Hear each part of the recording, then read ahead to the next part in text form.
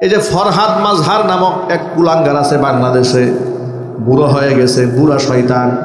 কি শয়তান জোরে বলেন, আরো জোরে বলেন।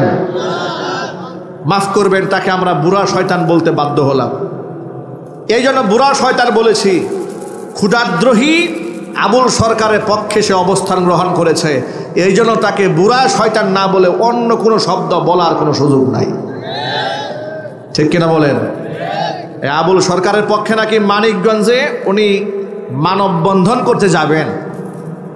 ডক্টর এনায়েতুল্লাহ আব্বাসী হাফিজাল্লাহ বলেছেন যে তুমি যাও মানিকগঞ্জে, তুমি যাও মানিকগঞ্জের তাওহীদি জনতা তোমার দাড়িগুলা কুদাল দিয়ে কামায় রাখবে।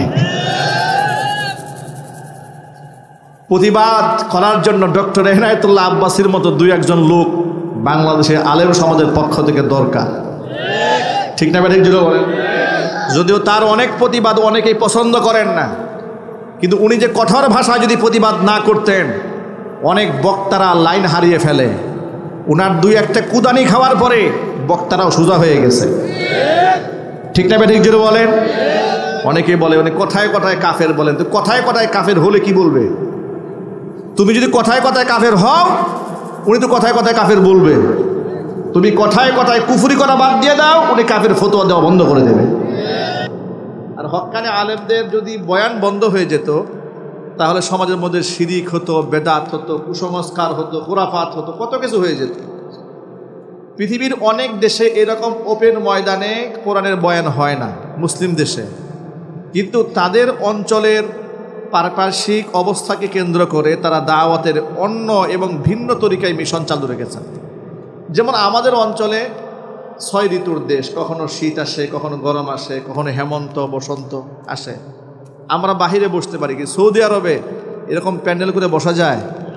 প্রচণ্ড গরম। আবার মরুভূমি, কোথায় বসবে? তাদের অডিটোরিয়াম আছে, এসির মধ্যে বসে বসে তাদের শায়েখ আছে, সেখানকার বড় বড় আলেমরা আছেন, মুহাদ্দিসরা আছেন। তারা মদিনা ইউনিভার্সিটি করেছেন, রিয়াদ বিশ্ববিদ্যালয় করেছেন, আন্তর্জাতিক মানে ইউনিভার্সিটিগুলো। পৃথিবীর সমস্ত শাখা প্রশাখার জ্ঞান বিজ্ঞান সেখানে চর্চা হয়। এমনকি মসজিদে নববীর মিম্বার থেকে জুমার খুতবা দেওয়া হচ্ছে, সাথে সাথে আসরের নামাজের পরে, মাগরিবের পরে, ইশার পরে দেখবেন যে ছোট্ট ছোট্ট হালকা করে করে ইমাম সাহেবরা, খতিব সাহেবরা তালিম দিচ্ছে। মানে তালিমের এবং তরবিয়াতের দরজা কিন্তু বন্ধ নাই। এক এক অঞ্চলে এক এক পদ্ধতিতে দাওয়াত চলছে, দাওয়াত কোথাও বন্ধ নাই। আমাদের এই উপমহাদেশে দাওয়াতের সিস্টেমটা এরকম যে আমরা শীতের দিন আসলে ঝড় বৃষ্টি থাকে না, আমরা প্যান্ডেল করে কিছু ওয়াজ শুনি। আর আমাদের হক্কানে আলেমরা ওয়াজ শোনাবার মাধ্যমে মানুষদেরকে শিরিক থেকে সতর্ক করেন, বেদাত থেকে সতর্ক করেন, জিনাবে বিচারের অপকারিতা এবং এর সারা রাত এর শাস্তি সম্পর্কে মানুষকে বলেন, নামাজের কথা বলেন, তালিম তরবিয়তের কথা বলেন, মানুষের মধ্যে হেদায়েতের নূর আসে। সুতরাং এই মঞ্চগুলো কোরআন এবং সুন্নাহ শিখার একটা দামি মঞ্চ, এগুলোকে মূল্যায়ন করা উচিত। ঠিক কিনা ভাই? আল্লাহ পাক যেন আমাদের সকলকে কথাগুলো গুরুত্ব সহকারে শোনার, আমল করার তৌফিক দান করেন। আলহামদুলিল্লাহ আলহামদুলিল্লাহ নাহমাদুহু ওয়া নাস্তাঈনুহু ওয়া নাস্তাগফিরুহু ওয়া নু'মিনু বিহি ওয়া নাতাওয়াক্কালু আলাইহি ওয়া নাউযু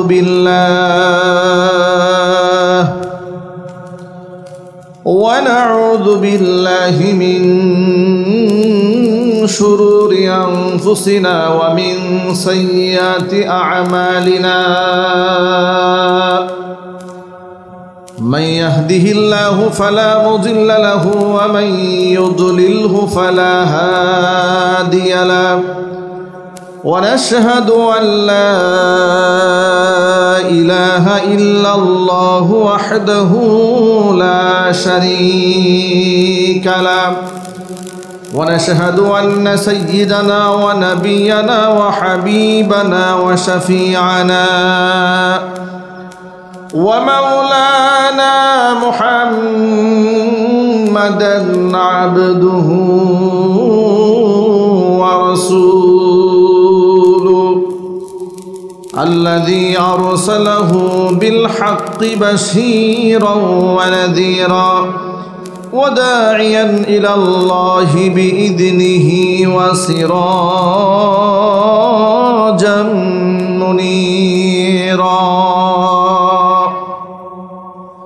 أما بعد فأعوذ بالله من الشيطان الرجيم بسم الله الرحمن الرحيم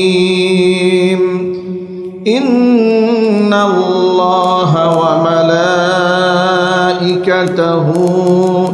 يصلون على النبي يا أيها الذين آمنوا صلوا عليه وسلموا تسليما اللهم صل على محمد وعلى آل محمد كما صليت على إبراهيم وعلى آل إبراهيم إنك حميد مجيد اللهم بارك على محمد وعلى آل محمد كما باركت على إبراهيم وعلى آل إبراهيم إنك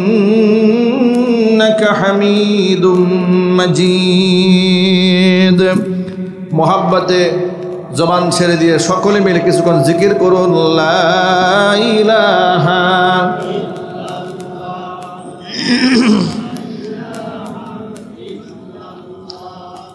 لا إله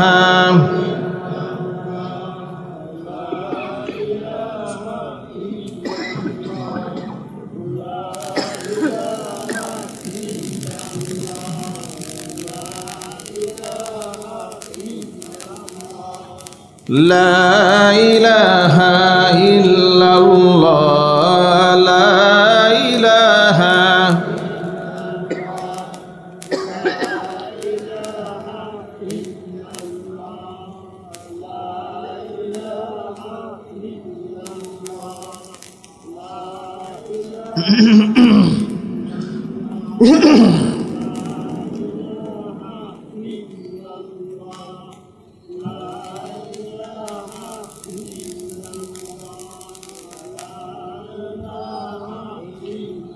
لا إله إلا الله محمد رسول الله صلى الله عليه وسلم ঐতিহ্যবাহী জামালপুর জেলার অন্তর্গত সদর উপজেলার শৈলারকান্দা ব্রহ্মোত্তর গোরস্থান রিয়াজুল জান্নাত হাফিজিয়া মাদ্রাসার 22তম বার্ষিক ওয়াজ মাহফিলের শেষ অধিবেশনের সম্মানিত সভাপতি আলহাজ হযরত মাওলানা আবু সালেহ মোহাম্মদ কফিল উদ্দিন সাহেব, উপদেষ্টা অত্র মাদ্রাসা, মহতারাম সভাপতির নেক হায়াত আল্লাহ তাআলা দারাজ করুন। সহ সভাপতি আলহাজ Mohammad Aminul Islam Furqan, managing director Sigma elevator Bangladesh limited Dhaka, উদ্বোধক আলহাজ হযরত মাওলানা আব্দুল ওয়াহাব সাহেব, সভাপতি দারুস সুন্নাহ সালাফিয়া মাদ্রাসা কটারবাড়ি, প্রধান অতিথি অ্যাডভোকেট শাহ মোহাম্মদ ওয়ারেস আলী মামুন, কেন্দ্রীয় নির্বাহী কমিটি সহ সাংগঠনিক সম্পাদক ও সাধারণ সম্পাদক জেলা বিএনপি জামালপুর জেলা, সম্মানিত বিশেষ অতিথিবৃন্দ, হাজারাত ওলামায়ে কেরাম, মুরব্বিয়ান আযম, অত্র এলাকা এবং পার্শ্ববর্তী এলাকার বিভিন্ন প্রান্ত থেকে ছুটে আসা দিনদরদি ঈমানদার পরহেজগার মুত্তাকি মুসলিম ভাইয়েরা, পর্দার অন্তরালে অবস্থানরত আমাদের সকলের শ্রদ্ধাভাজন পর্দানিশীন মা এবং বোনেরা, মহান আল্লাহ রব্বুল আলামিনের দরবারে আলিশানে লাখো কোটি শুকরিয়া আদায় করছি যে মহান আল্লাহ তাআলা মুসলিম উম্মার এই অধঃপতনের সময়ে হাজারো প্রতিকূলতাকে উপেক্ষা করে শত সহস্র বাধাকে পেরিয়ে নবী করিম সাল্লাল্লাহু আলাইহি ওয়াসাল্লামের ভাষায় বেহেশতের বাগানের মধ্যে উলামায়ে কেরামের মাজলিসে কোরআন হাদিসের মাহফিলে আমাদেরকে যথাসময়ে উপস্থিত হয়ে কোরআন সুন্নাহ থেকে আলোচনা করার, আলোচনা শোনার সুবর্ণ সুযোগ তৈরি করে দিয়েছেন। এই জন্য আপনারা খুশি না বেজার? কম না বেশি? হৃদয়ের সবটুকুন ভালোবাসা উজাড় করে শ্রদ্ধা জড়িত কণ্ঠে মহান মনিবের শেখানো ভাষায় শুকরিয়া জ্ঞাপন করছি। জবান ছেড়ে দিয়ে সকলে একযোগে বলছি আলহামদুলিল্লাহ। রব্বানা লাকাল হামদ হামদান কাসীরা তাইয়িবান মুবারাকান ফীহি ইয়া রব্বি লাকাল হামদু কামা ইয়ানবাগি লিজালালি ওয়াজহিকা ওয়া আযীমি সুলতানিকা। আল্লাহ তাআলা আজকের ওয়াজ মাহফিলকে কবুল করুন। অত্র মাদ্রাসাকে আল্লাহ তাআলা কিয়ামত পর্যন্ত কবুল করুন। মাদ্রাসার সকল হাজাত আল্লাহ তাআলা তার গায়বে খাজানা থেকে মিটিয়ে দিন। অক্লান্ত পরিশ্রম করে এই জান্নাতের বাগান যারা সাজিয়েছেন, দূরদারাজ থেকে শোনার জন্য যারা এসেছেন, আজকের মাহফিলের ওসিলা করে আল্লাহ তাআলা সকলকে পরিপূর্ণ হেদায়েত নসিব করুন। অত্র এলাকার সমস্ত মুর্দেগানের কবরে আযাব আল্লাহ তাআলা কিয়ামত পর্যন্ত বন্ধ করে দিন। কাল হাসরের কঠিন ময়দানে আজকের এই আয়োজন আল্লাহ তাআলা আমাদের সকলের নাজাতের জারিয়া হিসেবে কবুল করুন। বন্ধুগণ, হিফজ কমপ্লিট করে দুজন ছেলে মাথার মধ্যে পাগড়ি পেয়েছে। তারা আল্লাহ তাআলার কালাম 30 পারা কোরআন মুখস্থ করেছে। তারা আল্লাহর কাছে অনেক অনেক অনেক বেশি মর্যাদার পাত্র হয়েছে। তারা এই জমিনে যখন হাঁটে, রহমতের ফেরেশতারা তাদের সম্মানার্থে নূরের ডানাগুলো পায়ের নিচে বিছিয়ে দেন। গর্তের পিঁপড়া পর্যন্ত এদের জন্য আল্লাহর কাছে দোয়া করে। তারা আল্লাহর কাছে খুব মাহবুব বান্দা। তারা আল্লাহর পক্ষ থেকে নির্বাচিত কওমের মধ্য থেকে, যাদের কলবকে আল্লাহ তাআলা কোরআনের জন্য নির্বাচন করেছেন। সকলের কলিজায় আল্লাহ তাআলা এই কোরআন নামক দৌলত দান করেন। ইন্না নাহনু নাযালনা যিকরা ওয়া ইন্না লাহু লাহাফিজুন। নিশ্চয়ই আমি আল্লাহ তাআলা কোরআন নাজিল করেছি, সংরক্ষণের দায়িত্ব আমি নিজ হাতে গ্রহণ করেছি। কোরআন সংরক্ষণের জন্য আল্লাহ কাগজের উপর দায়িত্ব দেননি। কোরআন সংরক্ষণের জন্য পাথরকে দায়িত্ব দেওয়া হয়নি। কাগজ এক সময় পুড়ে যাবে, ছিঁড়ে যাবে, পুরাতন হয়ে যাবে, নষ্ট হয়ে যাবে। পাথর এক সময় ঘর্ষণে ক্ষয় হয়ে যাবে। আল্লাহ তাআলা অগণন হাফেজ কোরআনের সিনাকে কোরআনে কারিমের বাড়ি হিসেবে কবুল করে নিয়েছেন। আমাদের এই ছোট্ট গরিব বাংলাদেশে হাফেজ কোরআনের সংখ্যা 25 লক্ষ ছাড়িয়েছে। আলহামদুলিল্লাহ বলবেন না? এই অবদান তো আপনাদের। এই অবদান এই সমস্ত মাদ্রাসাগুলো, এই অবদান হচ্ছে এই সমস্ত কওমি মাদ্রাসার মুহতামিম সাহেবদের। এদেশের বুদ্ধিজীবীরা অনেক সময় টকশুতে বলে এদেশের আলেমদের অবদানটা কি। এদেশে আলেমরা যে অবদান রেখেছে, স্বল্প মূল্য গ্রহণ করে রাষ্ট্রের বড় বড় দায়িত্বশীলরাও সর্বোচ্চ ফ্যাসিলিটিস গ্রহণ করে এত গুরু দায়িত্ব পালন করতে সক্ষম হয়নি। লক্ষ লক্ষ কওমি মাদ্রাসার ছাত্রছাত্রী যারা অবহেলায় সমাজ থেকে ঝরে পড়ত, অসংখ্য এতিম, দুস্থ, দরিদ্র, অসহায়, যাদেরকে লেখাপড়া করাবার দায়িত্ব ছিল রাষ্ট্রের, সরকারের। কারণ একটি রাষ্ট্র অবশ্যই সেই রাষ্ট্রের জনগণের মৌলিক চাহিদা পূরণ করবে। তার খাদ্য, তার বস্ত্র, তার শিক্ষা, তার বাসস্থান, এটা রাষ্ট্র নিশ্চিত করার কথা ছিল। কিন্তু রাষ্ট্র কি তার দায়িত্ব পালন করতে সক্ষম হয়েছে? অগণিত হাফেজ কোরআন সমাজের অবহেলিত জনগোষ্ঠীর মাঝখান থেকে এই আলেমরা তুলে এনেছেন, নিজের কাঁধে বোঝা বহন করে নিয়েছেন। এই যে আপনারা 50 টাকা, 100, 5,000 টাকা দান করেন, এই দানের টাকাটা তারা ফান্ডিং করে, সারা বছর এতিমদের পিছনে ব্যয় করে একেবারে ঝরে পড়া যে ভবিষ্যৎ, যাদের অন্ধকার ছিল, তাদেরকে আলোর পথ দেখিয়ে তাদেরকে শুধুই প্রতিষ্ঠিত করেনি, গোটা সমাজটাকে আলোকিত করে দিয়েছে। আলেমদের অবদান এদেশের বুদ্ধিজীবীরা স্বীকার করতে চান না। এই রাষ্ট্রে মানুষ এখনো পর্যন্ত যতটুকু মানুষদেরকে সম্মান করে, শ্রদ্ধা করে, এটা আলেমদের বয়ানের কারণেই করে। এখনো পর্যন্ত মানুষ যতটুকু সুদ থেকে বাঁচার চেষ্টা করে, আলেমদের নসিহতের কারণেই করে। এখনো পর্যন্ত ছোটরা বড়দেরকে শ্রদ্ধা করে, আলেমদের বয়ানের কারণেই করে। এখনো পর্যন্ত সন্তানেরা মা বাবাকে যে শ্রদ্ধা করে, সম্মান করে, যতটুকুনি করে, এটা আলেমদের বয়ানের কারণেই করে। এটা যদি বন্ধ হয়ে যেত তাহলে বৃদ্ধাশ্রমের সংখ্যা অনেক বেড়ে যেত, বাবা মারা অনেক বেশি অবহেলিত হতো। আলেমদের বয়ান মানুষ গ্রহণ করে যুগ যুগ ধরে চোখের পানি ছেড়ে মাহফিল মঞ্চ থেকে তওবা করে আল্লাহর খাঁটি গোলাম হয়ে তারা বের হয়ে যাচ্ছে। মাদকে গোটা দেশ ভরে যেত আলেমদের বয়ান যদি বন্ধ হয়ে যেত। কথা ঠিক না ঠিক জুড়ে বলেন? জিনা, ব্যভিচার, সমকামিতা সমাজের মধ্যে সয়লাভ হয়ে যেত আলেমদের অবদান যদি না থাকতো। এই জন্য আলেমরা আল্লাহর কাছে অনেক বেশি সম্মানিত। কোরআন মাজিদ আল্লাহ তাআলা তাদের মর্যাদার কথা তুলে ধরে বলেছেন, ইয়ারফাইল্লাহুল্লাযীনা আমানু মিনকুম ওয়াল্লাযীনা উতুল ইলমা দারাজাত। আমি আল্লাহ তাআলা ঈমানদারদের সম্মান বৃদ্ধি করে দেব এবং যারা আলেম তাদের সম্মান আমি এতটা বৃদ্ধি করে দেব। ভিন্ন আয়াত আল্লাহ পাক আরেকটু ভিন্নভাবে বলেন, ইন্নাল্লাযীনা আমানু ওয়া আমিলুস সালিহাতি সায়াজআলু লাহুমুর রাহমানু উদ্দা। নিশ্চয় যারা ঈমান আনে এবং ভালো কাজ করে আমি মানুষের অন্তরে ওই সমস্ত ব্যক্তিদের জন্য মোহাব্বত সৃষ্টি করে দেই। সমাজের আলেমদের প্রতি মানুষের যে ভালোবাসা এটা অকৃত্রিম, কোনো লৌকিকতা নাই।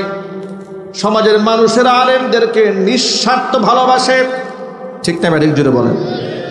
আলেমদেরকে সমাজের মানুষরা সম্মান করে, নিঃস্বার্থ সম্মান, তাদের কাছে কোনো সার্থকতা খুঁজে না। আর এই সম্মান বোধ মানুষের অন্তরে আল্লাহ তাআলা নিজেই সৃষ্টি করে দিয়েছেন। জুড়ে বলেন সুবহানাল্লাহ। এই সমাজটাকে মাদক মুক্ত বানাতে সবচেয়ে বড় অবদান হচ্ছে আলেমদের। সন্ত্রাস মুক্ত বানাতে সবচেয়ে বড় অবদান আলেমদের। কথা ঠিক না ঠিক জুড়ে বলেন? আপনাদেরকে দু একটা এক্সাম্পল দিয়ে খুব সহজে বুঝতে পারবেন। আমাদের দেশে স্কুলে আমাদের মেয়েরা ছেলেরা পড়াশোনা করছে, স্কুল কলেজ বিশ্ববিদ্যালয়ে মাদক আছে না নাই? হুজুর আওয়াজে বলেন। বিশ্ববিদ্যালয়ে তো মাদক প্রকাশ্যেই সেবন করা হয়, গাঁজা প্রকাশ্যেই সেবন করা হয়। স্কুলের বাচ্চারাও কিশোর গ্যাংয়ের সাথে জড়িয়ে যাচ্ছে, তারা ধূমপান করছে, সিগারেট পান করছে, এগুলো আবার ছোট্ট করে ভিডিও করে এগুলো টিকটক বানিয়ে তারা ফেসবুকে আপলোড করছে। এই বাস্তবতা কি সমাজে আছে না ভাই? আচ্ছা, বুকে হাত দিয়ে আল্লাহকে হাজির নাজির জেনে বলেন তো, সমাজের মধ্যে প্রকাশ্য যারা ধূমপান করে, মাদকের ব্যবসা করে, চোরাচালানের সাথে ব্যবসা যারা জড়িত, সমাজের মধ্যে ত্রাস সৃষ্টি করে, এদের মধ্যে আল্লাহ পাকের কোরআনের হাফেজ পাওয়া যায়?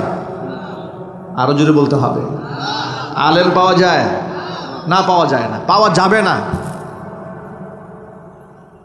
এই বাংলাদেশে দেখবেন মুসলিম সংখ্যাগরিষ্ঠ দেশ হওয়ার পরেও মাদক নিষিদ্ধের কোনো আইন বাংলাদেশে নাই। বাংলাদেশে মাদক নিয়ন্ত্রণ আইন আছে, ঠিক কিনা বলেন?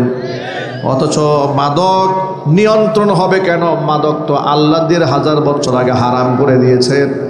যেই মাদককে আল্লাহ হারাম করেছেন, মানুষ সেই মাদকের লাইসেন্স দেওয়ার কোনো অধিকার রাখে না। আল্লাহ যেটা হারাম করেছেন, বান্দা যদি লাইসেন্স দেয় তাহলে সরাসরি আল্লাহর সাথে সে যুদ্ধ ঘোষণা করল, ঠিক কিনা? সে তাগুতের ভূমিকায় উত্তীর্ণ হলো। আল্লাহ করেছেন, নিষেধাজ্ঞা দিয়েছেন স্বয়ং আল্লাহ, আপনি দিয়ে দিন লাইসেন্স। বাংলাদেশে ২১ বছর বয়স হয়ে গেলে কোনো নারী এবং পুরুষ সরকারের কাছে যদি আপনি লাইসেন্স চাই, সে আপনাকে লাইসেন্স দিবে। একটা এলাকায় যদি বাংলাদেশের আইন আছে, ১০০ মদখোর যদি লাইসেন্সধারী এক এলাকায় থাকে, তারা যদি একটা ট্রেড লাইসেন্স চায় সরকারের কাছে যে আমাদের এই এলাকায় একটা মদের বার করা উচিত, সরকার আপনাকে সেই সুযোগ সুবিধাও দেবে। এই জন্য অনেক সময় যৌথ বাহিনীর অভিযানে মাদক সেবীরা গ্রেফতার হওয়ার পরে খুব মাথা উঁচা করে বড় গলায় বলে যে আমাকে হেনস্থা করছেন কেন, আমার তো মদ খাওয়ার লাইসেন্স আছে। কয়েকদিন আগে চাঁদপুরে এক টিকটকার মহিলাকে ধরেছে পুলিশ, পুলিশের সাথে তর্কে জড়িয়ে পড়েছে মেয়েটা। মেয়ে বলছে আপনারা আমাকে হেনস্থা করছেন কেন, আমি মদ খেয়েছি তো কি হয়েছে, আমার তো লাইসেন্স আছে। 300 ফিটে যৌথ বাহিনীর অভিযানে প্রাইভেট কার সার্চ করেছে, বিদেশি মদ সহ পেয়েছে। লোক একদম নারী খুব ক্ষিপ্ত হয়ে গেছে যৌথ বাহিনীর উপর যে আপনারা আমাকে বেইজ্জত করছেন কেন, আমার মান সম্মান নাই, আমার পরিবারের সবাই জানে আমি মদ পান করি আর আমার লাইসেন্সও আছে। নাউজুবিল্লাহ পড়েন। খুব ঠান্ডা মাথায় গর্বের সাথে বলতেছে আমার পরিবারের সবাই জানে, আমার বাপ মা সবাই জানে আমি মদ খাই আর আমি এটা লাইসেন্স দিয়েই খাচ্ছি, সুতরাং আপনারা আমাকে হেনস্থা করতে পারেন না। একটি মুসলিম দেশে লোকেরা গর্বের সাথে বলবে যে আমার মাদকের লাইসেন্স আছে, এটা আমাদের জন্য অত্যন্ত লজ্জা, অত্যন্ত পরিতাপের কথা বলতে হবে, ঠিক কিনা বলেন? কিন্তু এটা পরিবর্তন কি করে আসবে? শুধু ওয়াজ দিয়ে পরিবর্তন করা সম্ভব হবে না। ওয়াজের মাধ্যমে সমাজের বিরাট একটা অংশের মানুষ এখান থেকে বের হয়ে এসেছে, আলহামদুলিল্লাহ বলেন। কিন্তু ইসলাম শুধুমাত্র ওয়াজের কথা বলে নাই, ইসলাম ওয়াজের পাশাপাশি সমাজকে সুশৃঙ্খলা বানাবার জন্য একটা কমপ্লিট জীবন ব্যবস্থা মানুষকে উপহার দিয়েছে। মানুষ যদি সেই আইন কানুন গুণা ফলো করে, গোটা সমাজের মধ্যে একটা মাদক সেবী খুঁজে পাওয়া যাবে না। জোরে বলেন সুবহানাল্লাহ। কোরআন সুন্নাহ আইন করে দিয়েছে, মদ্যপান করলে তাকে 80টা দুর্রা মারা হবে, বেত্রাঘাত করা হবে। ওমরে ফারুক রাদিয়াল্লাহু তাআলা আনহুর শাসন আমলে হযরত ওমর রাস্তায় ঘুরে ঘুরে দেখতেন কোনো মাদক সেবী আছে নাকি। এমনকি নিজের ছেলে মদ পান করার অপরাধে, নিজের ছেলে মদ্যপান করেছে, তাও মিশরে গিয়ে। কোথায় গিয়ে? মিশর গিয়ে মদ্যপান করেছে। ওমর রাদিয়াল্লাহু তাআলা আনহুর কানে আওয়াজ এসেছে। হযরত ওমর বললেন, আমর ইবনুল আস রাদিয়াল্লাহু তাআলা আনহু মিশর বিজেতা, তিনি ছিলেন সেখানকার গভর্নর। তিনি বললেন, তাকে অবগত করানো হলো আপনার ছেলে অন্যায় করেছে। অর্ধজাহানের শাসক, তার ছেলে মদ্যপান করার অপরাধ করেছে। তিনি বললেন আমার ছেলে হোক আর আমার ভাই হোক আর বাপ হোক, ইসলামী কানুন অনুযায়ী তার শাস্তির ব্যবস্থা করা হোক। তাকে যখন বেত্রাঘাত করা হচ্ছিল, এক একটা ইতিহাসের বর্ণনা এক এক রকম পাওয়া যায়, কোনো কোনো বর্ণনার মধ্যে পাওয়া যায় তাকে শাস্তি দেওয়ার জন্য তাকে মিশর থেকে মদিনাতুল মুনাওয়ারায় আনা হয় এবং সেখানে শাস্তি প্রয়োগ করতে বলা হয়। যিনি মারছিলেন তিনি খলিফার ছেলে হওয়ার সুবাদে একটু আস্তে আস্তে মারতেছিলেন। হযরত ওমর বললেন, তোমার বেত্রাঘাত হচ্ছে না, এবার ব্যাটটা আমার হাতে দাও। নিজের হাতে ব্যাট নিয়ে সন্তানের উপর এত জোরে আঘাত করেছিলেন যে আঘাতে তার সন্তানের মৃত্যু হয়েছিল। এটার নাম ইসলামী শাসন ব্যবস্থা, যেখানে কোনো স্বজনপ্রীতি থাকে না, কোনো পার্সিয়ালিটি থাকে না। এই রকম আইন এবং কানুন যদি সমাজে বাস্তবায়ন করা যেত, সমাজটা একটা সোনার সমাজে পরিণত হতো। আমরা যদিও মুখে বলি সোনার বাংলাদেশ, সোনার বাংলাদেশ, কিন্তু এই সোনার বাংলাদেশে কত শ্রেণীর যে এত নাপাক লোক আছে, লোভী মানুষ আছে, এত শয়তান এই দেশে বসবাস করে, এক একজনের শাসকের আমলনামা দেখলেই তার টের পাওয়া যায়। স্বৈরাচারী হাসিনা জনগণের সামনে বলেছিল, রিক্ত আমি, নিঃস্ব আমি, দেওয়ার কিছু নাই, আসি শুধু ভালোবাসা, দিয়ে গেলাম তাই। মানুষকে বুঝিয়েছে আমার কিছুই নাই, জনগণ আপনাকে শুধুমাত্র ভালোবাসা দেওয়া ছাড়া আমার কিছুই নাই। কয়েকদিন আগে তার লকার সার্চ করা হয়েছে, বেশি কিছু পাওয়া যায় নাই। ব্যাংকে স্বৈরাচারী হাসিনার লকারে মাত্র 832 ভরি স্বর্ণ পাওয়া গেছে, মাত্র। এটা আবার প্রকাশিত হওয়ার পরে উনি আবার ভারত থেকে ওনার একটা কল রেকর্ড শুনতে পেলাম। উনি বললেন যে দেখেন, এই যে 832 ভরি স্বর্ণ, এগুলো তো আমি প্রধানমন্ত্রী হওয়ার পরে ঢুকাই নাই, এগুলো আমি আগেই ঢুকাইছি। এর মানে 96 আগে যদি তাই হয়ে থাকে, তাহলে উনি আজ থেকে 30 বছর আগে 832 ভরি স্বর্ণ পাইল কই? কথা বলেন ঠিক না? তাহলে উনি বললেন যে আমরা তো ফকির পরিবারের নয়, আমরা সম্ভ্রান্ত পরিবারের, আমার মায়ের গহনা আছে, আমার নানির গহনা আছে, উনিগুলো বললেন। তাহলে আপনার মা এবং নানির গহনা কোন আমলের? দেশ স্বাধীন হওয়ার পরের আমলেই তো। তো স্বাধীন হওয়ার পরে তো 1974 সালে আপনার বাবার শাসন আমলে এই দেশের লোকেরা দুর্ভিক্ষের কারণে না খেয়ে মারা গেছে। মশারি দিয়ে শাড়ি পরে তারা ইজ্জত সম্ভব রক্ষা করার চেষ্টা করেছে, কুকুরের সাথে খাবার নিয়ে ডাস্টবিনে পারাপারি করেছে। সেই আমলে আপনি 832 ভরি স্বর্ণকে এগুলাকে গুদামজাত করেছেন। আপনাদের চেয়ে বড় লুবি শয়তান আর জমিনে হতে পারে না। উনি বলে আমি প্রেসিডেন্ট হওয়ার পরে কিছু করি না, সব আগেই জমা করেছি। প্রেসিডেন্ট না হয়ে আপনি 832 ভরি স্বর্ণ জমা করেছেন। আবার ডায়লগটা দেয় কি, আমি আমার জন্য কি করেছি? নিজের জন্য আমি কিছুই করি নাই। এই জন্য আমি এক জায়গায় মজাক করে বলেছিলাম উনি নিজের জন্য কিছুই করেন নাই, যা করেছেন সব ব্যাংকের লকারের জন্য করেছেন। ঠিক না? আল্লাহ তাআলা এই ধরনের জালেমদের থেকে এই জাতিকে কিয়ামত পর্যন্ত হেফাজত করুক। জোরে কোন আমিন। স্বৈরাচার হওয়ার কারণে, আলেম বিদ্বেষী হওয়ার কারণে গোটা দেশের মানুষ তার উপর লানত বর্ষণ করে, এমনকি আল্লাহর কাছে দোয়া করে যেন তার মৃত্যুদণ্ড হয়ে যায়, ফাঁসির মঞ্চে যেন তারা চড়াই দেওয়া হয়। পক্ষান্তরে আরেকজন শাসক প্রেসিডেন্ট জিয়াউর রহমানের সম্মানিত স্ত্রী, তিনিও তিনবারের প্রাইম মিনিস্টার ছিলেন বাংলাদেশে, আজকে মৃত্যু শয্যায় শায়িত। তিনি দল মত নির্বিশেষে, ধর্ম বর্ণ নির্বিশেষে, আলেম থেকে শুরু করে রাজনীতিবিদ থেকে শুরু করে অরাজনৈতিক ব্যক্তিবর্গ সকলে মিলে তার নেক হায়াতের জন্য আল্লাহর কাছে দোয়া করছে। কত পার্থক্য বুঝতে পেরেছেন তো? দুজনেই বাংলাদেশের শাসক ছিলেন, দুজন মহিলা নেত্রী ছিলেন।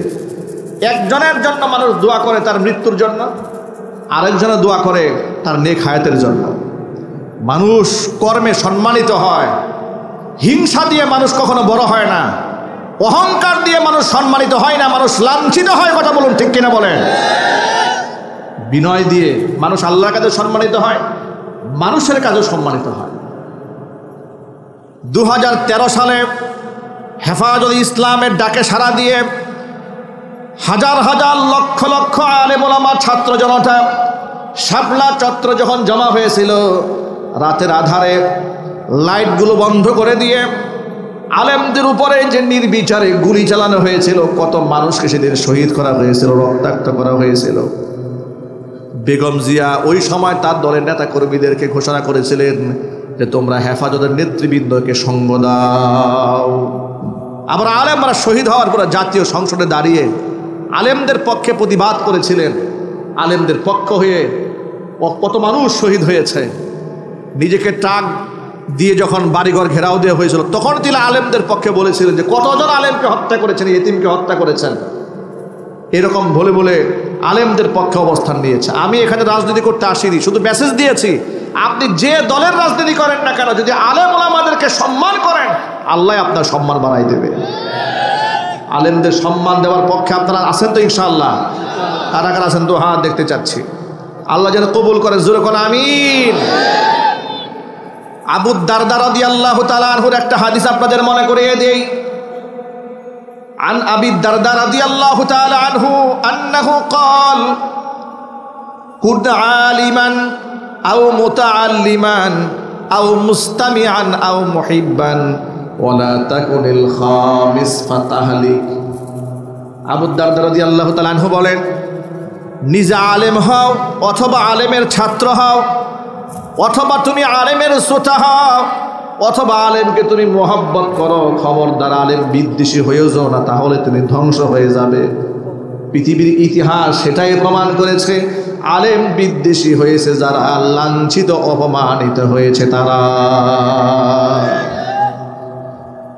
বিশ্বনবী রাহমাতুল লিল আলামিন আলেমদের ব্যাপারে বলেছেন, ফাদলুল আলিমি আলাল আবিদি কাফাদলি আলা আদনাকুম।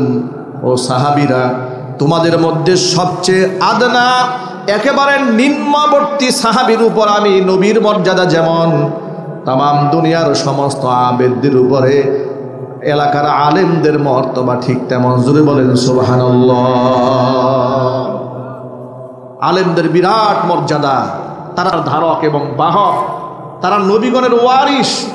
তাদের সাথে আপনার বিদ্বেষের সম্পর্ক থাকবে কেন? আলেমদের সাথে থাকবে আপনার ভালোবাসার সম্পর্ক, মোহাব্বতের সম্পর্ক। কারণ এই পৃথিবীতে যার সাথে যার মোহাব্বত, পরকালে তার সাথেই তার কিয়ামত।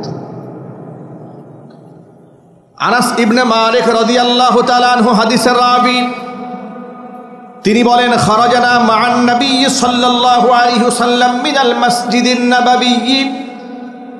নবীজির সাথে নামাজ পড়ে মসজিদে নববী থেকে একসাথে বের হলাম। ফাজাআ রাজুলুন, এমন সময় জনক ব্যক্তি আসলো। ওয়াসাআলা, হুজুরকে ডেকে প্রশ্ন করলো, মাতা তাকুমুস সাআ ইয়া রাসূলুল্লাহ, হে আল্লাহর রাসূল, কিয়ামত কবে কায়েম হবে? ফাসাকাতা, নবী চুপ হয়ে গেলেন, কোনো জবাব দিলেন না। আবারও জিজ্ঞেস করলেন, কিয়ামত কবে কায়েম হবে? নবী চুপ হয়ে গেলেন, জবাব দিলেন না। তৃতীয়বার আবারও জিজ্ঞেস করলেন, কিয়ামত কবে কায়েম হবে? নবী তাও জবাব দিলেন না। পাল্টা প্রশ্ন করে বসলেন, ও সাহাবীরে, বারবার কিয়ামতের কথা জানতে চাও? ফামা আদাত্তালাহা, কিয়ামতের মাঠ তো বড় ভয়াবহ মাঠ। মা তার সন্তানকে চিনবে না, ভাই ভাইকে চিনবে না, পুত্র পিতাকে চিনবে না। এমন বিভীষিকাময় সেই দিনের জন্য তোমার প্রস্তুতি কি?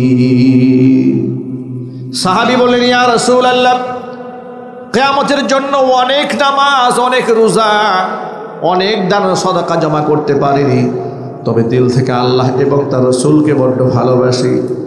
নবীজি সাল্লাল্লাহু আলাইহি সাল্লাম জবাবে বললেন, আল মারউ মা মান আহাব্বা, এই দুনিয়াতে যে যাকে ভালোবাসবে পরকালে সে তার সাথেই থাকবে। বর্ণনাকারী সাহাবী হযরত আনাস ইবনে মালিক বলেন, আমি আমার জীবদ্দশায় আল্লাহর নবীর সাহাবীদেরকে জীবনে এত আনন্দিত কোনোদিন হতে দেখিনি। এই কথা বলার পরে, সাহাবায়ে কেরামের কথা শোনার পরে সাহাবীদেরকে যত আনন্দিত আমি হতে দেখেছি। হুজুর বলেছেন, যার সাথে যার মোহাব্বত তার সাথেই তার কিয়ামত। জোরে বলেন আল্লাহু আকবার। আমাদের হাসর আল্লাহর নবীর সাথে হবে, বলেন ইনশাআল্লাহ। আমাদের হাসর উলামাদের সাথে হবে, শহীদদের সাথে হবে। কোনো সুদখোর, কোনো ঘুষখোর, কোনো লম্পট, কোনো খেয়ানতকারী, কোনো বেনামাজি, কোনো পাপিষ্ঠের সাথে আমাদের হাসর যেন না করেন। একটু জোর আওয়াজে বলেন আল্লাহুম্মা আমিন। ভাইরা, দিন ইসলাম কোরআন সুন্নাহ যেভাবে আছে ঠিক হুবহু সেভাবে শিখে নিতে হবে উলামাদের কাছ থেকে। কারণ আলেমরা নবীগণের ওয়ারিস। আলেমরা কি? নবীগণের ওয়ারিস। এ কথা কেন বললাম? এর রহস্য আছে। আমাদের সমাজে বর্তমানে শরীয়তের ব্যাপারে জ্ঞান না থাকার পরেও দেখবেন বয়াতিরা মানুষদেরকে কোরআন সুন্নাহর কথা বলে। বাউল শিল্পীরা ইসলাম নিয়ে মন্তব্য করে। কথা বলে না কেন? আপনাদের তো ভুলে যাওয়ার কথা নয়, ফাইটটা যায় মার্কা একটা শিল্পী ছিল না বাংলাদেশে? সংসদে দাঁড়িয়ে বলেছিল, বুখারী, মুসলিম, তিরমিজি, আবু দাউদ, নাসাই, ইবনে মাজাহ, সিয়াসিত্তার সব পড়া শেষ। সব পড়া শেষ সোনার বাংলাদেশ। কেমন পড়া পড়েছে? যদি এতই তুমি পড়ে থাকো তাহলে তুমি আর গান বাজনা করতে না, তওবা করে আল্লাহর ওলি হয়ে যেতে। ঠিক কিনা বলেন? সে বলে সিয়াসিত্তার সব আমরা পড়ে ফেলেছি। বাউলের কাছ থেকে লোকেরা ইসলাম শিখতে চায়। এখনো পর্যন্ত গ্রামগঞ্জে, বিশেষ করে 90-এর দশকে আমরা যখন ছোট ছিলাম তখন দেখেছি গ্রামগঞ্জে জারি গানের ক্যাসেট বাজতো। এগুলো আমার মুরব্বীরা শুনে শুনে কান্না করত। এত আবেগ নিয়ে মানুষ শুনত। বর্তমানেও অনলাইন সোশ্যাল মিডিয়ার যুগ, এই যুগে এসে বাউলরা একটু অ্যাডভান্স হয়েছে। এই যে আমাদের ওয়াজ মাহফিল যেমন রেকর্ড হয়, ওদের বাউল গানও রেকর্ড হয়। এরা ইসলামের যে সমস্ত মূর্খতা সুলভ ব্যাখ্যা দেয় মানুষের সামনে, এগুলা কখনো কুফুরি বক্তব্য দেয়, কখনো শিরিকে বক্তব্য দেয়। যেহেতু কোরআন সুন্নাহর কোনো জ্ঞান নাই, এমন এমন কথা বলে যে কথা বিশ্বাস করলে মানুষ বেঈমান কাফের হয়ে যাবে। একজন বলছে, এক বাউল নামক ফাউল হযরত আদম আলাইহিস সালাতু ওয়াস সালাম 120 হাত লম্বা ছিলেন, সুতরাং 17 হাত ছিল তার লিঙ্গ। মানুষের সামনে গানের নামে নবীদের ব্যাপারে কি মেসেজ তারা দেয়, নাউজুবিল্লাহ বলবেন না ভাই? শুধু কি তাই, এমনও কথা বলে তারা যে গুরু যিনি তিনি আল্লাহ, তিনি গুরু তিনি আল্লাহ। এমনকি তার গুরু যাকে মানে কোনো কোনো ক্ষেত্রে তারা নবীদের উপরে গুরুর মর্যাদা দেয়। আবার প্রচার করে বেলায় এমন কথা বলে যে গুরুর যে বিশ্বাস যারা করবে মালাকুল মউত তার জান কবজ করতে পারবে না ততক্ষণ, গুরু পারমিশন দেবে না যতক্ষণ। এই ধরনের কথা বাউল গানের নামে, জারি গানের নামে, বয়াতি গানের নামে যদি প্রচার করে, হক্কানে আলেম ওলামা কি এগুলো প্রতিবাদ জানাবে না? যদি বলেন প্রতিবাদ জানান, তারা বলে আমরা নাকি ভিন্ন মতকে সহ্য করতে পারি না। এই যে মানিকগঞ্জের আবুল সরকার সর্বশেষ কথা বলতে বলতে বহুত ফাহেসা কথা তো সারা জীবন বলেছে, এরকম হিসাব নাই যে কত ফাহেসা বলেছে। বলতে বলতে আল্লাহর নামে মিথ্যা কথা, চারটা মিথ্যা কথা বানিয়ে বলেছে যা আল্লাহ এক মুখে কয় কথা বলে। আল্লাহর এটা মুখ নাউজুবিল্লাহ না অন্য কিছু, এটা আর মুখে উচ্চারণ করা সম্ভব না, নিজের নিতম্বের দিকে ইঙ্গিত করেছে।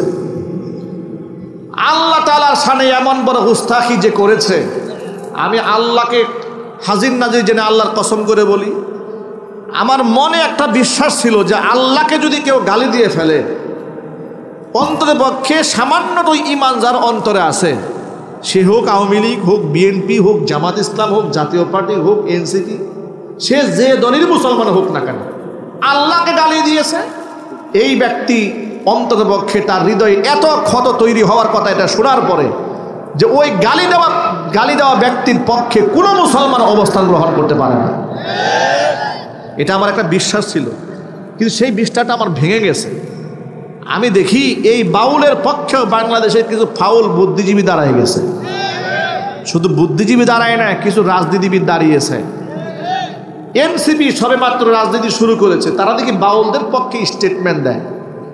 বিএনপির মির্জা ফখরুল ইসলাম আলমগীর সাহেব গোটা বিএনপিটাকে ধ্বংস করার জন্য এর মতো একজনই যথেষ্ট। আমরা গোটা বিএনপির সমালোচনা করি না, বিএনপির যিনি প্রতিষ্ঠাতা প্রেসিডেন্ট জিয়াউর রহমান বিসমিল্লাহির রহমানির রহিম সংবিধানে তিনিই সংযোজন করেছিলেন, আল্লাহর উপর আস্থা তিনিই সংযোজন করেছিলেন, যার দরুন মানুষের এত ভালোবাসা তিনি পেয়েছিলেন, তার ইন্তিকালে বাংলাদেশের সর্বকালের সর্ববৃহৎ জানাজা মানুষ উপহার দিয়েছিল। ঠিক কিনা যদি বলেন? কিন্তু তার আদর্শের সৈনিক মির্জা ফখরুল ইসলাম আলমগীর এগুলো মুখে কি বলে? একবার বলে শরিয়া আইন বিশ্বাস করি না, আমরা শরিয়া মানি না। যুবক ভাইরা, শরিয়া আইন মানে আল্লাহর আইন। কোনো ব্যক্তি যদি বলে আমি আল্লাহর আইন বিশ্বাস করি না, তার মুসলমান বলার কোনো সুযোগ আছে? আরো যদি বলেন, একদিক থেকে আপনি শরিয়া আইন মানেন না বলে গুস্তাখি করলেন, বেয়াদবি করলেন। আপনাকে আমি তওবার আহ্বান করেছিলাম, আপনি তওবা করেন নাই। আপনার যে তওবা করলেন না, শরিয়া আইন বিশ্বাস করলেন না, ইনশাল্লাহ এর জবাব আপনি অন্ততপক্ষে আগামী নির্বাচনে পাবেন। সর্বশেষ আবুল সরকার আল্লাহরে গালি দিয়ে ফেলেছে, আপনি সেখানে রাজনীতি করতে আসছেন। যে সমস্ত তাওহীদি জনতা তার বিরুদ্ধে স্লোগান দিয়েছে, আন্দোলন করেছে, আপনি বললেন যে উগ্র ধর্মান্ধরা বাউলদের উপর হামলা করেছে, তার তীব্র নিন্দা জানাই। বাউলদের উপর আক্রমণ হয়েছে, যদিও হয় নাই, ধরে নিলাম আক্রমণ হয়েছে, আপনার খুব কলিজা আগুন লেগেছে, বাউলদের মোহাব্বত জাগলো। আল্লাহকে যে গালি দিয়েছে, আপনার কলিজা আগুন লাগলো না কেন? এর দ্বারা প্রমাণ হয় আল্লাহর কসম আপনার মধ্যে ঈমান নাই।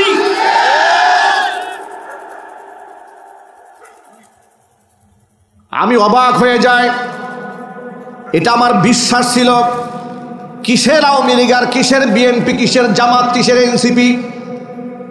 আল্লাহর শানে যদি বিয়াদবি কেউ করে, কোরআনের সম্মান যদি কেউ নষ্ট করে, নবীজির সম্মান যদি কেউ নষ্ট করে, অবশ্যই তার সর্বোচ্চ শাস্তি মৃত্যুদণ্ড দিতে হবে। তার পক্ষে মুসলমান থাকতেই হবে, যদি না থাকে মুনাফেক।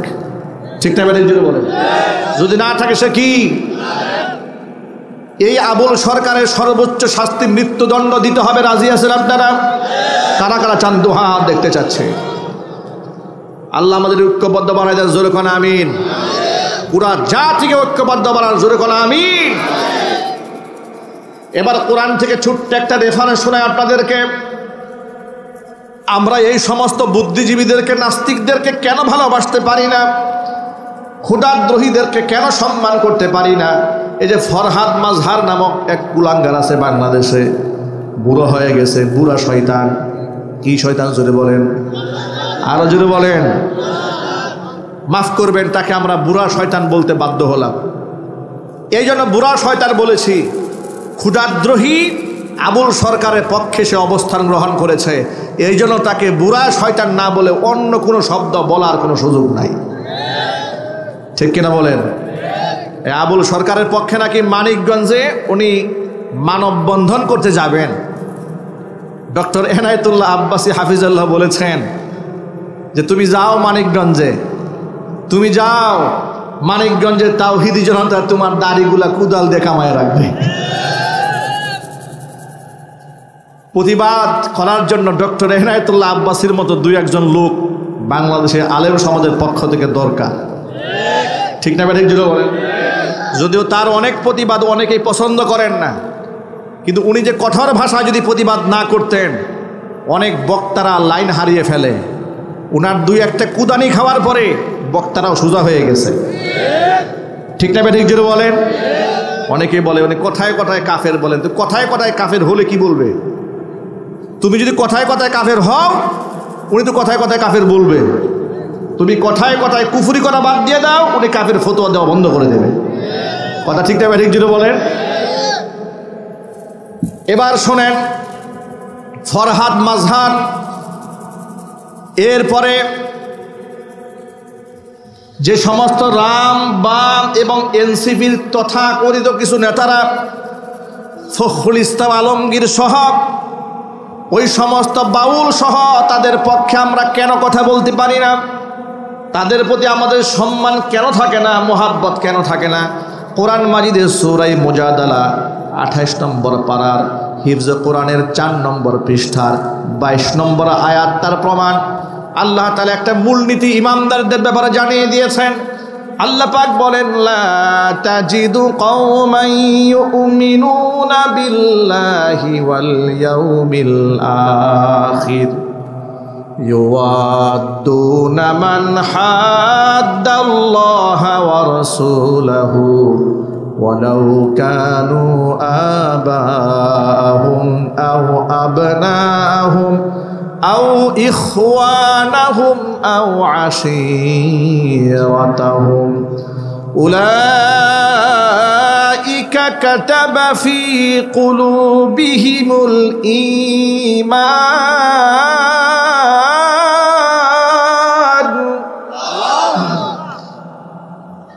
উলাইকা কাতাবা ফি কুলুবিহিমুল ঈমান ওয়া আইয়াদাহুম বিরূহিম মিন। আল্লাহ পাক বলেন, ও আমার হাবিব, লা তাজিদু কওমান ইউমিনুনা বিল্লাহি ওয়াল ইয়াউমিল আখির, আমি আল্লাহর উপর ঈমান আনে, পরকালের উপর ঈমান আনে এমন কোন কওমকে আপনি পাবেন না যে মোহাব্বত রাখে ওই সমস্ত ব্যক্তিদের সাথে যারা আমি আল্লাহ এবং আমার রসুলের সাথে দুশ্মনী করে।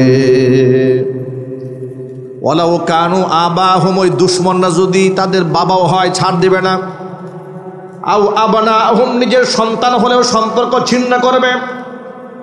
আও ইখওয়ানাহুম, যদি নিজের ভাই হয় ভ্রাতৃত্বের সম্পর্ক বাদ দিয়ে দেবে। আও আশীরাতাহুম, নিজের যদি নিকটতম আত্মীয় স্বজন হয়।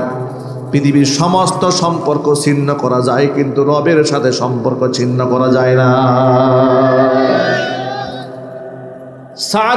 সাদ বিন আবি ওয়াক্কাস রাদিয়াল্লাহু তাআলা আনহু আশারায়ে মুবাশশারার অন্তর্ভুক্ত জান্নাতের সুসংবাদ প্রাপ্ত একজন সাহাবী। ইসলামের প্রাথমিক যুগে তিনি মুসলমান হয়েছেন, এমনকি তিনি একেবারে শিশুকাল থেকে প্রচণ্ড আকারের মা ভক্ত ছিলেন। তিনি মাকে বড় ভালোবাসতেন। তার মায়ের নাম ছিল হিমনা বিনতে আবি সুফিয়ান। সন্তান সাদ বিন আবি ওয়াক্কাস মুসলমান হওয়ার পরে হিমনা বিনতে আবি সুফিয়ান মা, মুশরিকা মা, সন্তানকে প্রেসার ক্রিয়েট করলো, বলল, ছেলেরে তুমি অবশ্যই ইসলাম ধর্ম বাদ দিয়ে পৌত্তলিকতার ধর্মে ফিরে আসো। ছেলে সাদ বিন আবি ওয়াক্কাস বললেন, না মা, ঈমান ছাড়া সম্ভব নয়। আপনাকে ভালোবাসি, মহব্বত করি, কিন্তু আপনার চাইতে আমি আল্লাহ এবং তার রসুলকে বেশি মহব্বত করি। সাদ বিন আবি ওয়াক্কাসের মা বলল, ছেলেরে তুমি কি আল্লাহর কোরআন মানো? বলে, হ্যাঁ মানি। তো আল্লাহর কোরআনেই তো নির্দেশ দিয়েছে যে বাবা মার কথা মান্য করো। আমি মা হয়ে তোমাকে হুকুম করলাম তুমি ধর্ম ছাড়ো। সাদ বিন আবি ওয়াক্কাস পেরেশানির মধ্যে পড়লেন। তার মাটাকে আরো কঠিন একটা থ্রেট করলো। মা বলল, ছেলে তুমি যদি কালিমা না ছাড়ো তাহলে আমি অনশন ধর্মঘট চালু করলাম। আমি আজকে থেকে পানাহার গ্রহণ করব না, খাদ্য পানীয় কিছুই গ্রহণ করবো না, না খেয়ে মরে যাব। তুমি কি এই দৃশ্য দেখে সহ্য করতে পারবে? যেহেতু সন্তান জানে, মা জানে যে তার সন্তান তার উপর খুব দুর্বল। কিছু মা ভক্ত ছেলে সমাজে আছে না ভাই, উনি খুব মা ভক্ত ছিলেন, এটা খুব মাশহুর ছিল এলাকায়। সাদ বিন আবি ওয়াক্কাস খুব মায়ের বান্ধব। মা যখন ঘোষণা করলো আমি না খেয়ে মরে যাব তুমি ইসলাম না ছাড়লে, সাদ বিন আবি ওয়াক্কাস রাদিয়াল্লাহু তাআলা আনহু আল্লাহর হাবিবের সান্নিধ্যে চলে গেলেন। আল্লাহর নবী সাল্লাল্লাহু আলাইহি ওয়াসাল্লামের কাছে ফয়সালা চাইলেন। আল্লাহ তাআলা কোরআন মাজিদে সূরাতুল আনকাবুত আয়াত নাযিল করে তার সমাধান দিয়ে দিলেন। আল্লাহ পাক বলছেন, ওয়াসাইনাল ইনসানা বিওয়ালিদাইহি হুসনা ওয়া ইন জাহাদাকা লিতুশরিকা বি মা লাইসা লাকা বিহি ইলমুন ফালা তুতি'হুমা ইলাইয়া মারজি'ুকুম ফাউনাব্বিউকুম বিমা কুনতুম তা'মালুন। আমার আল্লাহ পাক বলেন, অবশ্যইনাল ইনসানা বিওয়ালিদাই, মানুষদেরকে আমি নির্দেশ দিয়েছি হুসনা, তার সমাজ তার পিতামাতার সাথে যেন সে ভালো আচরণ করে। নিশ্চয়ই পিতামাতার বৈধ যত আদেশ আছে অবশ্যই সন্তান সেটা পালন করবে। জোরে বলেন সুবহানাল্লাহ। তবে ওই বাবা মাও যদি জাহাদাকা লিতুশরিকা বি, আমি আল্লাহর সাথে শরীক স্থাপন করতে বলে, বা লাইসা লাকা বিহি ইলম, যেই ব্যাপারে তোমার জ্ঞান নাই, ফালা তুতি'হুমা, শুধুমাত্র কেবলমাত্র ক্ষুধাদ্রোহিতার কাজে বাপ মার আনুগত্য করা যাবে না। কারণ ইলাইয়া মারজিউকুম, তোমাদের সকলকে আমি আল্লাহর দিকে ফিরে আসতে হবে। ফাউনাব্বিউকুম বিমা কুনতুম তা'মালুন, তোমাদের কৃতকর্মের খবর তোমাদেরকে আমি অবশ্যই জানিয়ে দেব। ভাইরা আমার, আয়াত নাজিল হওয়ার পর সাদ বিন আবি ওয়াক্কাস মায়ের সামনে দ্ব্যর্থহীন ভাষায় ঘোষণা করলেন, আম্মা জান, আপনাকে আমি বড্ড ভালোবাসি, কোনো সন্দেহ নাই, কিন্তু আমার অন্তরে ঈমানের মহব্বত এতটাই বেশি।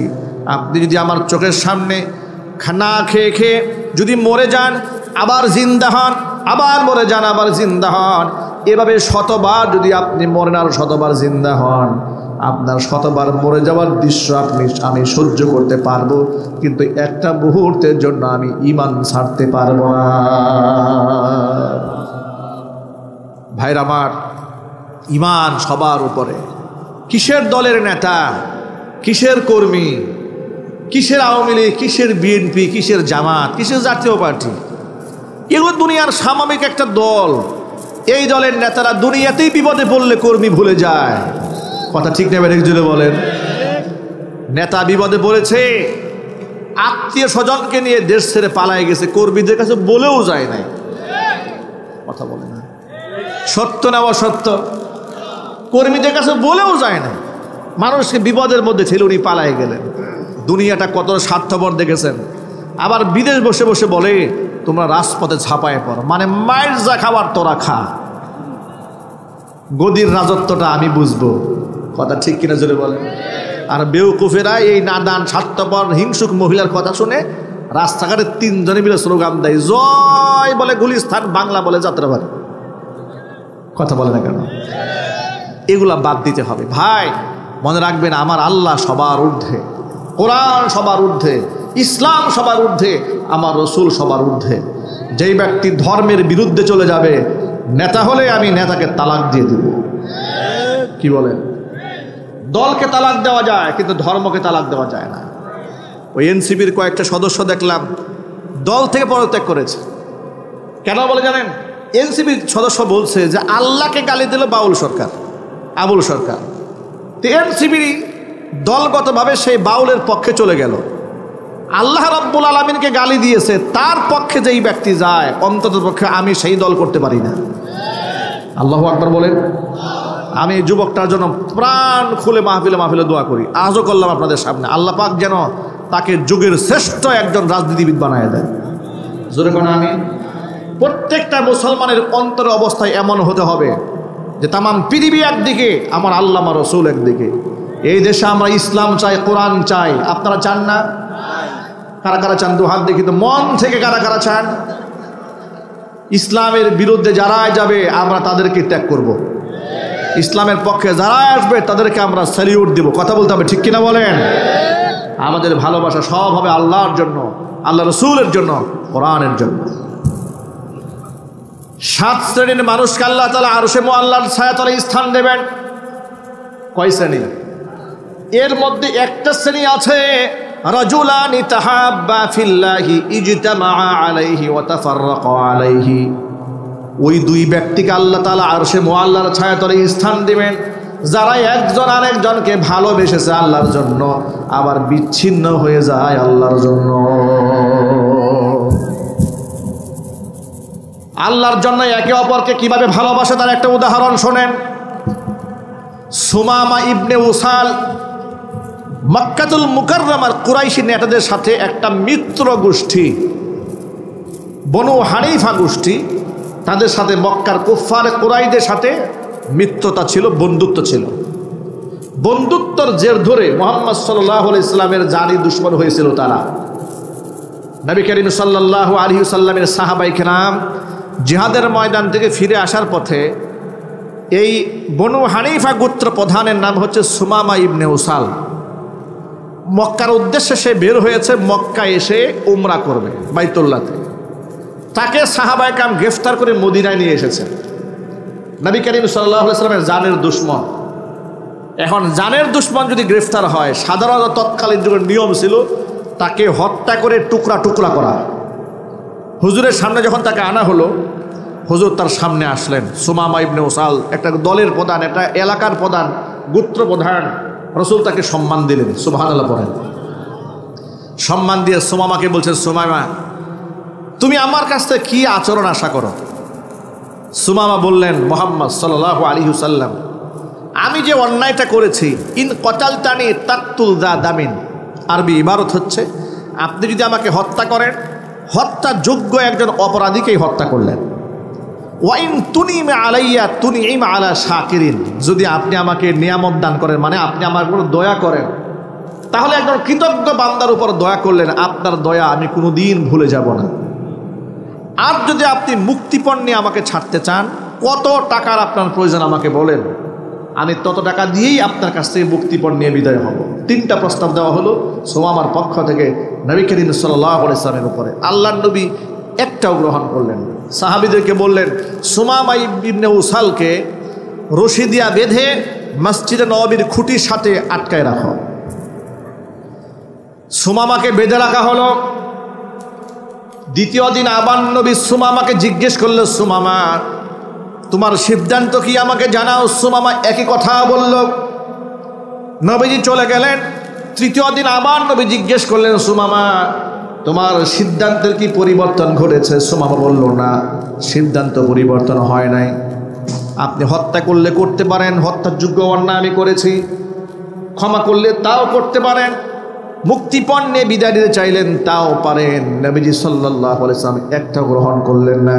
এবার সাহাবীদেরকে বল, ও সাহাবীরা তোমরা সুমামার হাতের বাঁধন খুলে দাও, আতলিকুহু, তাকে আজাদ করে দাও।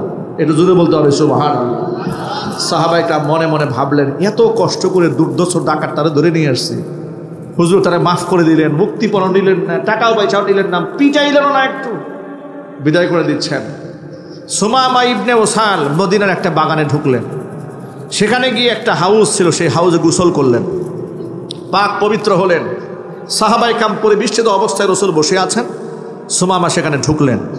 ঢুকে হুজুরকে ডেকে বলছেন, ইয়া মুহাম্মদ সাল্লাল্লাহু আলাইহি ওয়াসাল্লাম আমি বিগত 3 দিন আপনার আচরণ লক্ষ্য করেছি, আপনার উঠা বসা, আপনার লেনা দেনা, আপনার বক্তব্য, আপনার মুআমালাত দেখে আমার অন্তরের মধ্যে বিশ্বাস দৃঢ় হয়েছে আপনি সাধারণ মানুষ নন, আপনি মহামানব।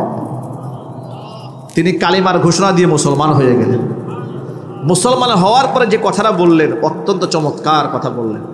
সাহাবা ইকরাম বসে আছেন, হযরত উমর বসে আছেন, আবু বকর সিদ্দিক বসে আছেন।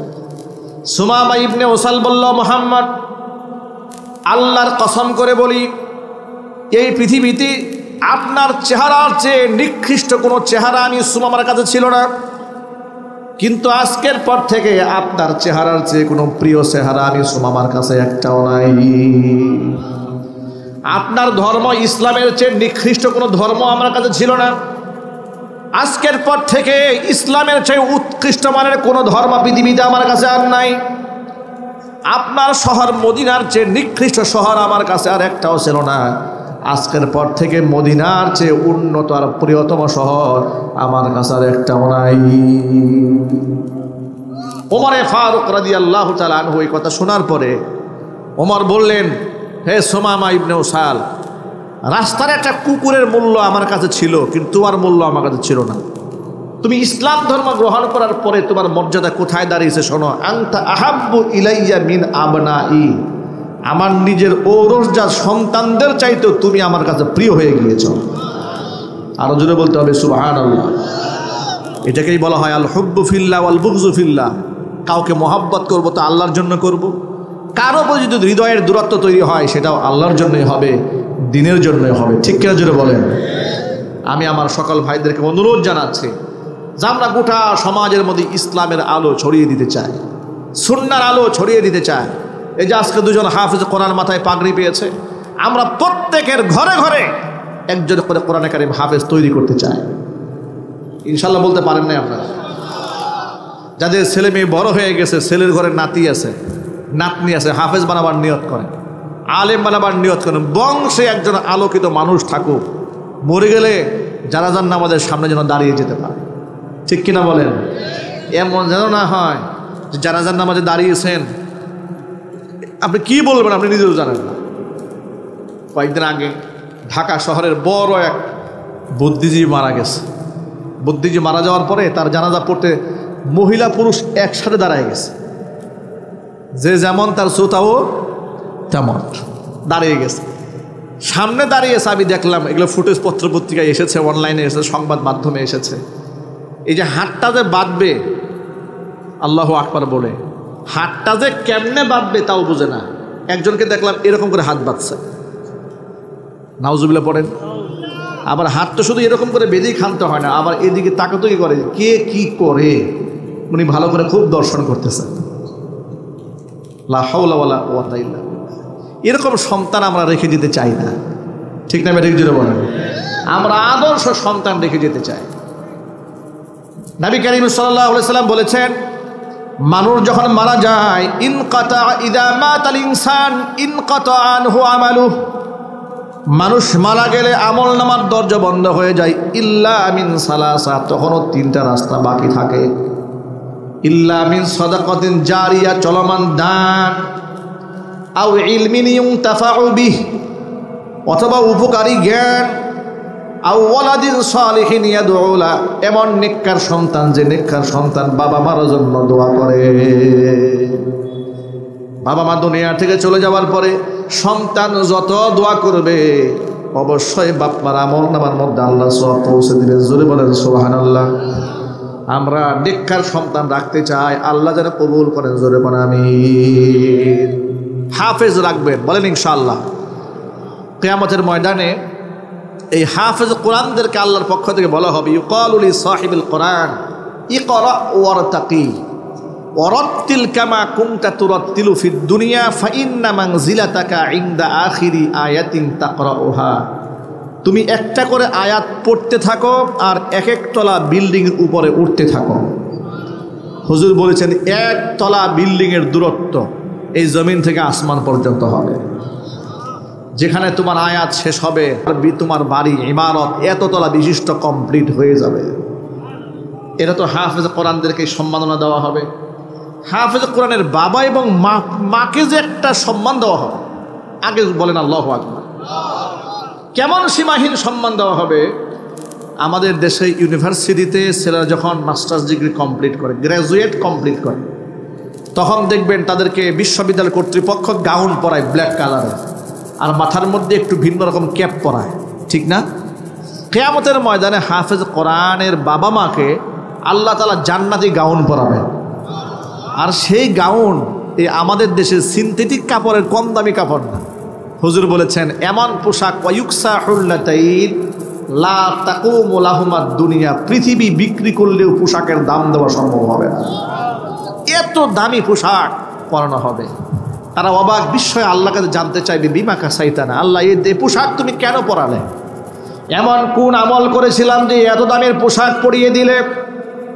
ফায়ুকালু লাহুমা বিআখযি ওয়ালাদিকুমাল কোরআন, আল্লাহর পক্ষ থেকে জবাবে বলা হবে তোমাদের সন্তানরা কোরআন পড়েছিল। হ্যাঁ পড়েছিল। সন্তানরা কোরআন পড়েছিল, এই সম্মানে আজকে এই সম্মানের পোশাক তোমাদের পরিয়ে দেওয়া হয়েছে। আমরা বেহেশতে আল্লাহর পক্ষ থেকে জান্নাতে গাউন পড়তে চাই ইনশাল্লাহ। এটা আমার নিয়ত আছে, আমি আমার ছেলে মেয়ে সব মাদ্রাসায় দিয়েছি। আপনার নিয়ত আছে না ভাই? ইনশাল্লাহ। কারা কারা দিবেন মাদ্রাসায় সন্তানদেরকে? দেখি এবার। এই যে সামনে জানুয়ারি, ডিসেম্বর, ফেব্রুয়ারি আসতেছে, বাচ্চাদেরকে মাদ্রাসায় ভর্তি করাবেন তো ইনশাআল্লাহ। আবার রমজানেও ভর্তি হয় মাদ্রাসার ছাত্ররা। হ্যাঁ, রমজানেও ছেলে মেয়েদেরকে মাদ্রাসায় দিয়ে দিবেন। আল্লাহ রাব্বুল আলামিন যেন যে কথাগুলো আপনাদের সামনে উপস্থাপন করেছি সবার আগে আল্লাহ তাআলা আমাকে, এরপর আমার ভাইদেরকে, মা বোনদেরকে সকলকে আমল করার তৌফিক দান করেন।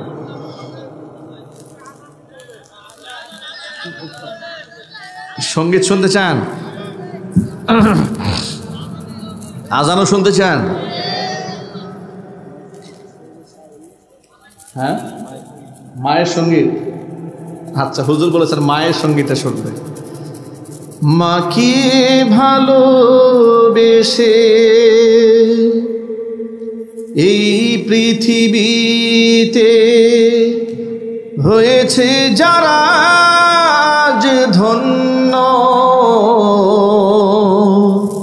পৃথিবীর সব সুখ আল্লাহর সন্তোষ শুধু তারই জন্য। মাকে ভালোবেসে এই পৃথিবীতে হয়েছে যারা আজ ধন্য, পৃথিবীর সব সুখ আল্লাহর সন্তোষ শুধু তারই জন্য, পৃথিবীর সব সুখ আল্লাহর সন্তোষ শুধু তারই জন্য।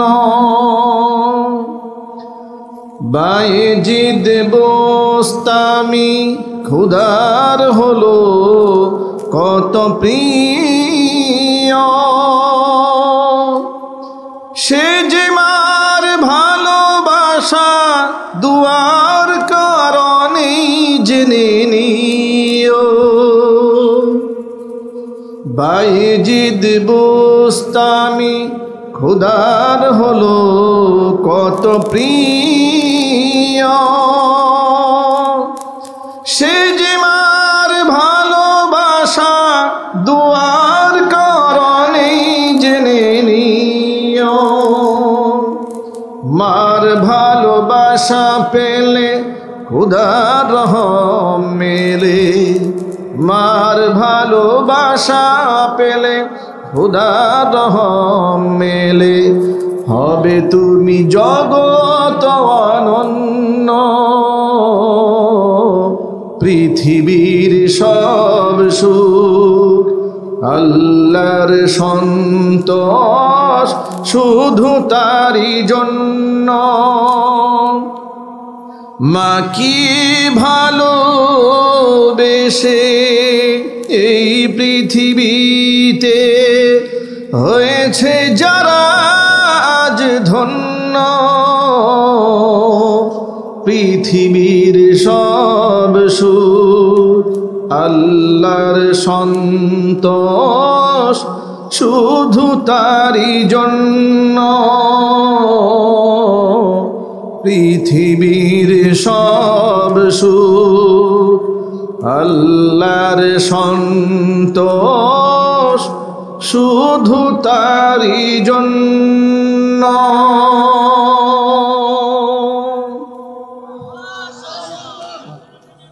মহান আল্লাহ রাব্বুল আলামিন যেন